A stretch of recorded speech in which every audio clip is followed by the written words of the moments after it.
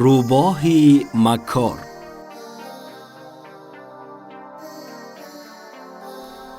در یک بیشه کلان یک روباه مکار با نام سرخ رنگک زندگی می کرد.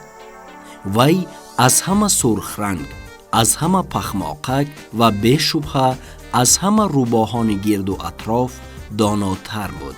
یک روز هنگامی که اکنون آفتاب طلوع می کرد، سرخ رنگک از گرسنگی از خواب بیدار می شود.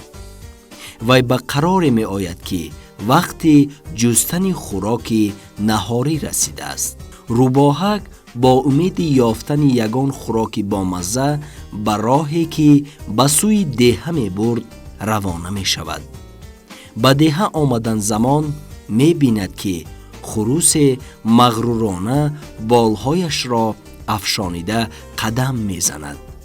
مرغک باشد خرسندانه دانه ها را چیده می خورد. روباهک خود به خود فکر کرد. خوب می بود اگر خروسک خوراک نهاری من می شد. لیکن چطور آن را دارم؟ همین زمان فکر به سر روباهک آمد. وی خود را بیمار وانمود کرده به زمین خوابید و به نالیش سر کرد. خروس او را دیده گفت: کوکاریکو!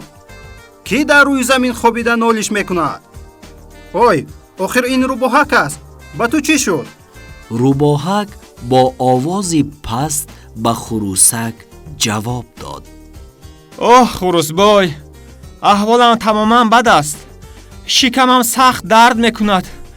خوراک خورده نمیتوانم. تماما قوت ندارم. شاید تو به من یگان کمک کنی.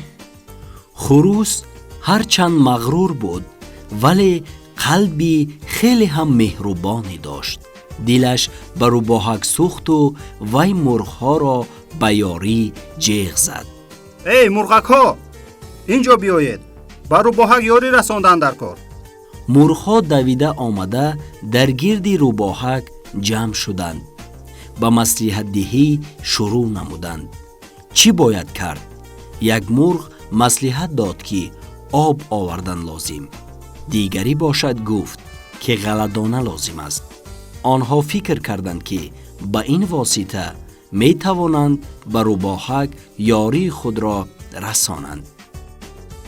روباهک باشد دراز کشیده آنها را یک یک نظاره می کرد و به خود چنین می گفت: او آنها و همه آنها در اینجا جمع می آیند و من آنها را داشته می گیرم. مرغ‌ها جمع آمده نقشه چطور به روباهک کمک کردن را می کشیدند. خروس باشد چنین گفت: دوستانی عزیز و قدردانی من، بیایید به روباهک آب و غله‌دانه می‌آوریم. شاید این به وی کمک کند و قوتش زیاد گردد. هنگامی که آنها مصلحت می کردند، روباه زود به پا خسته به آنها هجوم کردنی شد. لیکن ناگهان از گوشه دیگری خانه سگ با نام وفادار پیدا شد. وی سال خورده و دانا بود و در حال پی برده بود که روباه مکار چی نقشه بدی در سر دارد. آه تو روباه مکار، تو خواستی دوستانی مرا رنجانی، کنی از اینجا گریز با هر چی زودتر. بعد از این روباهک به جنگل گریخته حتی گرسنگیش را از یاد برآورد. خروس و مرغ‌ها با شرافت وفادار نجات یافتند. بعد این واقعه روباهک دیگر هیچگاه کوشش نکرد که باشندگان دیه را فریب دهد. وی فهمید که مکر و حیله نه همه وقت عاقبت خوب دارد. از همان روز این جانب وی از جنگل میوه‌های هرخیله خورده حیوانچه‌های خرد را شکار می‌کند. در دیه باشد همگان آن روزی را که چطور روباه از همه مکارترین را باب کردند همیشه یادآوری می‌کنند.